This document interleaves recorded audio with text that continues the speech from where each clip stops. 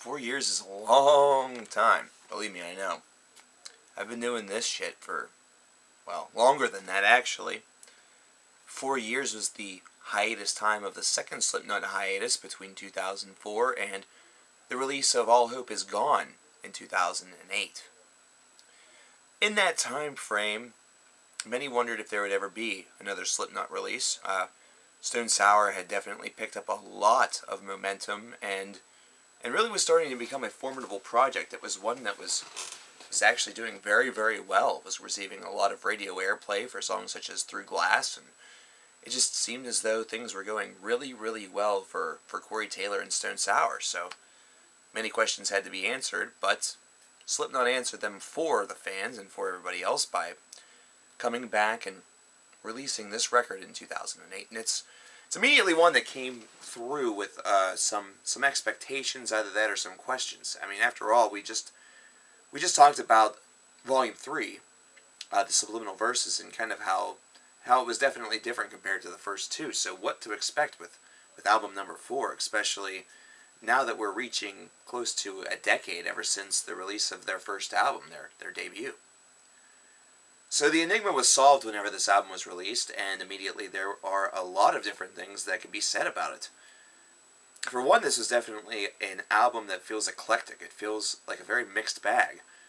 So if you thought that Volume 3 was a mixed bag, then All Hope Is Gone actually continued right along that road, so to speak. It's one that definitely has a bit of a personal edge mixed with a bit of a grand scale edge.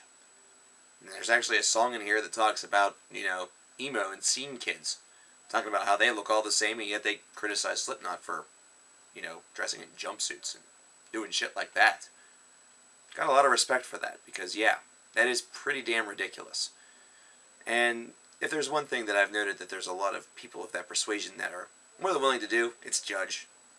That old judge not yet, lest ye be judged yourself, holier than thou, doesn't exactly seem to apply to them all that much, so I definitely respect the reference. To go back to the music, it's definitely one where there is a mixture between that metal edge and something a little bit different. There's almost a conventional aspect to this. There's almost an accessible access to this. It's like Slipknot were aiming with this album to become extremely listenable. Dead Memories is a terrific explanation of this. Think of, songs like Enter Sandman, think of Alice in Chains, think of many great radio songs that metal, or at least, rock or alternative bands with a very heavy edge have delivered for us, and don't tell me that you can't think of the song as the same type of potential. Now to be honest, it didn't exactly happen. That's not exactly what happened. Instead it was Snuff, which is closest thing to a power ballad, or any sort of ballad that Slipknot really has, that actually was able to garner the attention. Which is strange, because it's one of the songs that sounds so uncharacteristic for them. But at this point in time, I think the fans were starting to understand, especially after listening to the Stone Sour project, that this was something that Slipknot could easily be capable of doing as well as a band, all things considered. It's not as though it was all of that different as a project. Sure, there's a little bit more of a rock tendency to Stone Sour, but it's still Corey Taylor's voice, and the composition still could be done. And it was. And it did really well. This is a strange release. This is one that kind of really puts me off in a weird way. Only thing, or I think it's mainly because, is that it feels once again kind of like Volume 3, where they try to do a little bit too much, and it's something that works only in certain locations. All in all, the fact that they decided to go a little bit more conventional and actually aim for more of a traditional heavy metal record with this release definitely is kind of a nice touch, but that's almost a label that I feel is almost a bit unfair. It's something where they're still treading the line a little bit. It's not like they've completely gone into that territory. It's something where basically their brand of metal is just, well, a different animal compared to what other people would consider to be metal. And really, in reality, it's all just a label. The consistency on this record is a bit jilted. It's a bit disjointed. In fact, in times, it seems like whenever they try to do something that's a little bit more, has a little bit more of that eclectic edge, it almost threatens to derail the entire beast. And that's something that shouldn't be a problem. It's something where these strange little experiments, either that or the more unconventional ideas comparative to what they've done in the past, should actually enhance the album. Should actually give it a nice little added effect, an added bonus. There I go eating my words again, considering it's something that actually kind of destroys the entire mood at times. Either that or just sort of makes the album feel like it's moving off course. Almost as though it's a train that's going down the track and someone keeps on hitting that little change light where it shifts to another location, to another area. Not exactly down the prescribed or the best, route in order to get to the destination. All in all, this album for me feels very mixed. It feels like one that has a lot of potential. It feels like one which was an experiment in kind of simplifying things a little bit and really aiming to be a little bit more direct also in some ways. That works in locations, but not as a whole.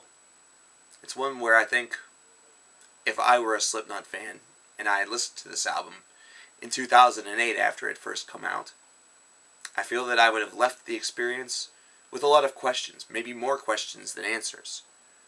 And had I reviewed it, had I been doing this, I feel as though maybe I wouldn't have given it a strong mark. But for its minor successes, they were successes. They were well done and well tailored, executed with good precision, and with a lot of tact in mind. Overall, the album doesn't necessarily flow poorly. It's just one that feels like it gets distracted along the way. Almost as though there's a little bit of ADD that just pops up every so often. Aside from that, I probably would have maybe had a little bit of distaste for the overall methodology behind it.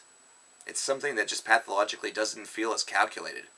And they actually need to have that little additional edge, that little additional brutality, that little additional, spark of energy to really drive the whole entire thing home. They need that intensity, and this is an album that feels like it lacks that in a lot of locations. 4 years wasn't long enough? 6 years, how about? Yeah, third hiatus. I don't know how you fans are able to do it. I don't know how you can handle it. Just the promise alone that there would be something. But in this case, it's at least warranted. Paul Gray would eventually, unfortunately, die. He would pass away. And that actually brought up a lot of questions of whether or not Slipknot would ever make another record again. Those were questions that were quickly kind of dismissed, considering most people then started to quickly learn that, in honor of Paul, there would be another album. Then Joey Jordison left.